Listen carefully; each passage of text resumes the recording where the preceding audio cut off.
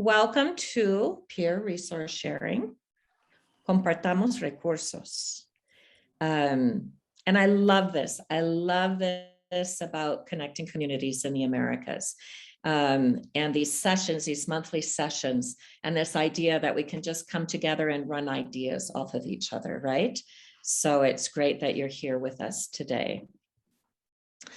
So last month in August, we were talking about community philanthropy. Nick Dechakuski joined us from the Mott Foundation with their definition that they've created for their organization, and also how they view community foundations as institutions that promote community philanthropy. And then we went on here to the Global Fund for Community Foundations. Many of you are connected with them already. It's an amazing international organization. And this is one of their pictures, one of their images. And one of the exercises last month was just to write down some ideas of what is happening in this picture. And these are some of the ones that, sorry, there we go. These are some of the ideas that you and other people wrote about what community philanthropy means for you. So I'm learning more and more about community foundations and community philanthropy every year. I was a teacher before that. So it's been very interesting for me to learn about community work and community philanthropy in Mexico for many years, and then to come to the United States and to see what that looks like here. So these are all in Spanish. A lot of it, if you don't speak Spanish, you can figure it out. Civic participation, co-investment, sustainability. ¿Qué es apropiación? I can't remember what that is. If somebody knows in the chat. Dispuestos a escuchar is the willingness to listen to each other. Co-responsibility or sharing responsibility. Lifting others' voices, building bridges for everybody, democratic, etc. Right? So it's this idea that community philanthropy is not a top-down approach. It's very much of a who are we in this place and how do we all contribute to this place? And that really everybody contributes. And so as community foundations, how are we working to make sure that everybody is being recognized for what they're giving and to invite more participation in that? And then we went on to look a little bit more about the Global Fund for Community Foundation definitions. They really emphasized that in community philanthropy, what you do is you invest in relationships, building relationships. That means building trust, of course, but with different stakeholders in your place, not just those who come to your institute, but really reaching out. You invest in knowledge about your place, your city, or your region. Sometimes it's doing mapping projects, sometimes it's doing vital signs, sometimes it's doing other types of research, so that you can talk to your municipal governments and other sectors of society, businesses, corporations, schools, and build plans together. You invest in infrastructure, but in a participative way, right? Where it's the community that's defining what they need and working together to get funding for that, working together to build it, and working together to build a sustainability plan. And then you have investing in leadership, absolutely, community leaders. Community philanthropy is really allowing the community to define their needs. What resources do they already have and can they put into place? What strategies are most appropriate and in some cases culturally appropriate? And then what outcomes do we want to have? And so I think what really came out of this is this idea that community philanthropy is not a thing that you are. It's really an ongoing process. How can we get closer and closer to philanthropy every day and every year?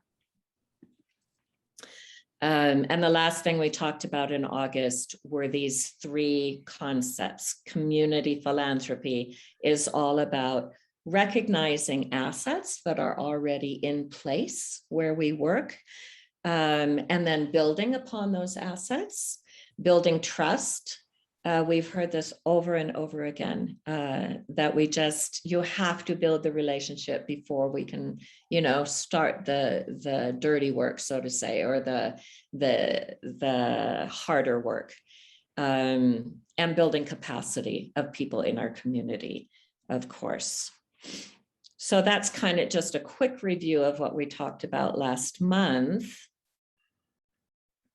What has come out of these conversations also is just a sort of variety of words to be used when we're talking about giving. One is philanthropy. This word is used very, very often in Canada, United States. It's not used as often in Mexico. In Brazil, I don't know, we have 3 from Brazil today. Would you say that is the word philanthropia? Is that what you talk about? Yes, that one. Yeah, okay. Something, Circe is someone who works a lot with community foundations in Mexico. And she's had a lot of these conversations around co-investment, rather than talking about philanthropy, talking with donors about co-investing on a community level. And the idea behind that is that everybody is investing. The woman down the street that makes the tamales and, is helping with her school is a co-investor. And so is the person who's donating money. And so is the municipal government who is investing in its community. So viewing philanthropy as more of a group process and calling it co-investment. And then in Comunidad in Monterrey, Mexico, for example, they really focus on the concept of social investment. So that when they are speaking to businesses and corporations, it's not about asking for donations. It's about how would they like to invest in their region socially. So these words just give us the tools to approach giving and participating from different angles, I think. And it's a really interesting way to look at that. So we want to get everyone talking to each other right away. Okay, so let's take a look at what you did. I would like to look at the orange Post-its, and just so that we are keeping in mind some initiatives, and then we're going to go back to the stakeholders. Who is it that we are recognizing as givers in our community? And is there anyone we're missing? I think that's really important, because probably a lot more giving happens than maybe we know. But first, let's look at the orange pieces. We have a disaster relief fund, a health fund for the Marshallese people, donor advised funds. This is something that's very common in the United States and Canada, where a donor has a fund with the community foundation and helps to decide where that money is spent. Scholarships, a social justice fund, good. Nobody was in group 2, but in group 3.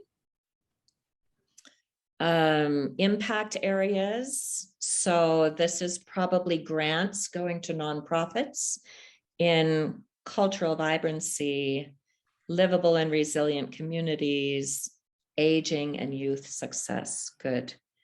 Emergency campaigns. Here's one, Indigenous people meeting to come together to think preventively about protecting their increasingly invaded territories.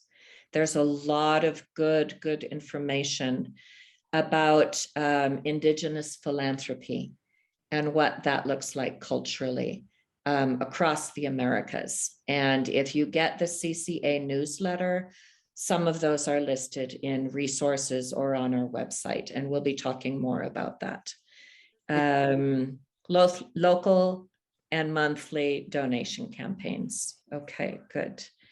Then we have financing community projects and nonprofits,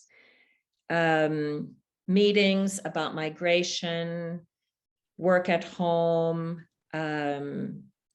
living well-being, I guess is the word in English, strengthening of capacities in local organizations, giving circles. We'll be talking about more about giving circles over the next year too.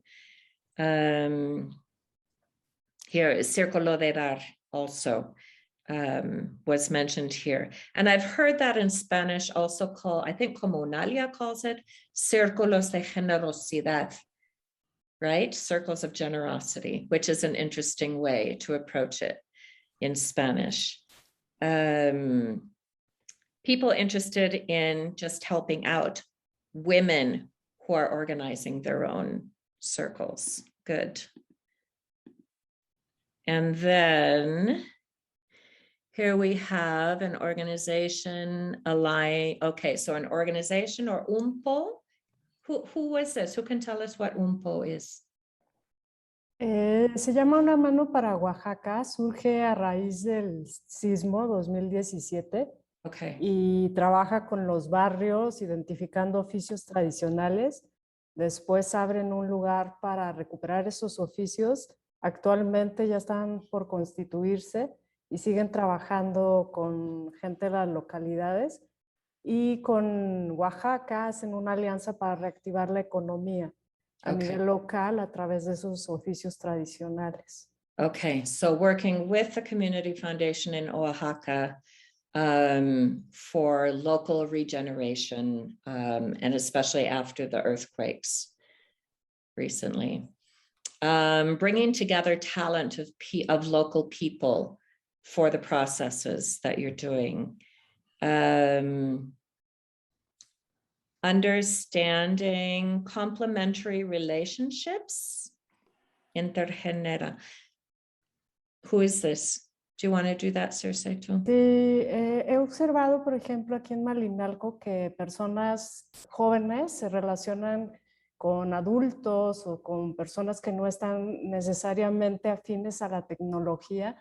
Ya sucedió algo bien interesante porque están trabajando juntos y ya no hay esa diferenciación, sino se trabaja en equipo y creo que hay un intercambio, más que los jóvenes van y ayudan, hay un intercambio. Okay, so different age groups working together somehow to build something together or to give together.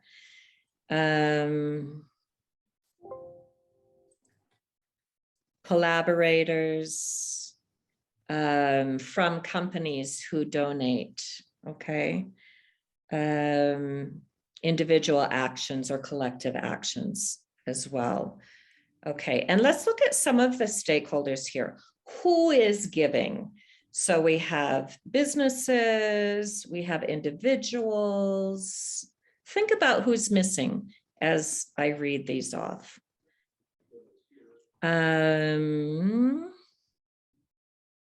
Government.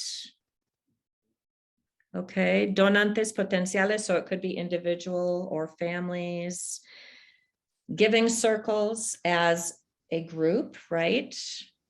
Also give locally.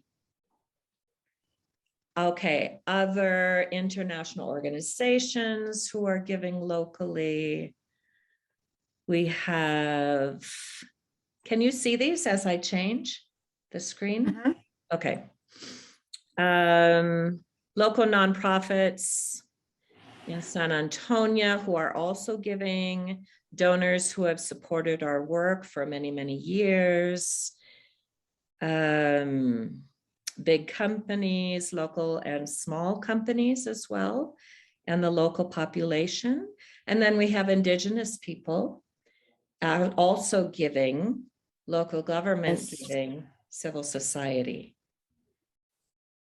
So who else? Who else might we have in our communities or in our cities that we haven't mentioned yet, but who you've seen even in the past year come together and contribute to their community? What other groups are there? Any ideas? Go ahead. Yes, Angela. Sí, tenemos la idea todavía vaga, sin desarrollarla ni ampliarla, pero nos atrae mucho la idea de crear nuevos filántropos o crear este tipo de compromisos con la comunidad, crearlos, no solamente de lo que ya hay, sino generar nuevos, ¿cierto? Y entonces estábamos pensando que los círculos de edad que vamos a implementar, vamos a comenzar apenas el próximo mes. En esos círculos de edad podemos comenzar con jóvenes que han sido becados o que han sido voluntarios de nuestra fundación. Entonces, son jóvenes que están comenzando su vida laboral y que pueden donar $10 al mes, por ejemplo. Lo importante allí no es tanto el dinero que nos den, sino el vínculo que creamos con una causa social. Entonces, eso es lo que tenemos nosotros en mente, digamos, cómo crear nuevos filántropos sociales, que no se necesita tener la gran cantidad de dinero, sino el canal para poder dar. So yeah, young people, absolutely. For those foundations who run your own programs with youth, those are excellent people to then graduate from those programs and start giving back. And often they already, they have that kind of instilled in them already, right? And just need a place to give. When I think about local giving this past year, the first thing I think about are the mothers in the village in Punta de Mita that I was living in. And at the beginning of the pandemic, the first thing they did was, we need more masks. We can't find masks. Who's making masks, right? And that is a form of local giving that a community foundation or a nonprofit can really bring to the light, right? And celebrate youth. How do the elderly give to their community? And so recognizing that there are groups in our society that maybe are not the traditional philanthropists, but they're giving, maybe ongoing, maybe once a year, maybe every once in a while. But part of our job too is really recognizing how do specific groups in our society give toward the well-being of our community, and how can we highlight that? How can we celebrate that? Anything else? Any other ideas that you have?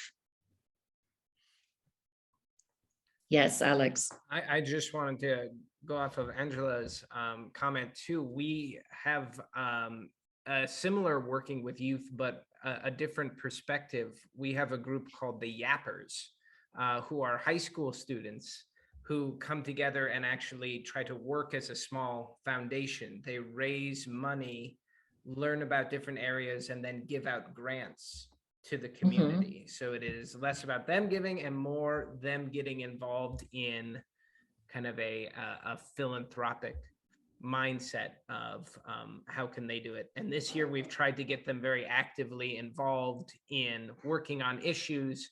So they came and presented to our foundation on what mental health and brain health services are like in their high schools, where this high schools are doing a good job, where they aren't, and what the students kind of think about that. And it was actually really interesting to hear their perspective on that. That's a very interesting perspective as grant makers even, right? Or in participatory grant making. Good. Any other ideas? Circe, you wrote professionals that work in health professionals. Absolutely, they are contributing, right? And how are we also celebrating that type of giving? Or networks of organizations that share learning together locally. Who wrote about Indigenous people in the Jamboard giving? I wrote. Yeah, can you explain a little bit about that, Yeah. Christian? We have in Brazil one like a kind of tribe for indigenous people that called Teneterra. That was like a huge territory they have. And for 107 years, they didn't come all the people together because you have like it's a big part from Brazil, like a state for Pará and Maranhão.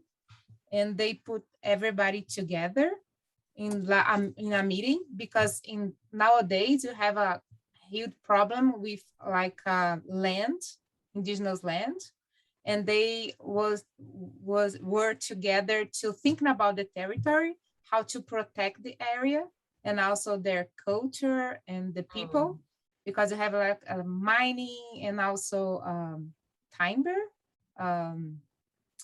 Forgot the logging, like a logging, like a allowed logging the indigenous land. And they had this meeting, and many people helped to allow this kind of meeting.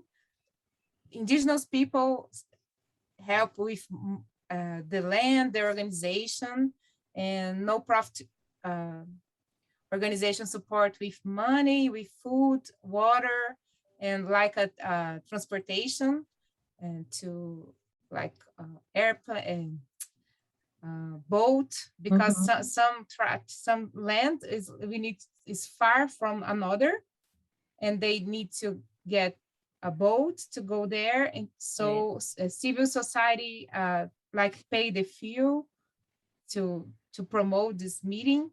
And they had this meeting and like wrote a document in the civil society to pressure the government to keep the right for these indigenous people to stay in the land and also to protect their culture and everything.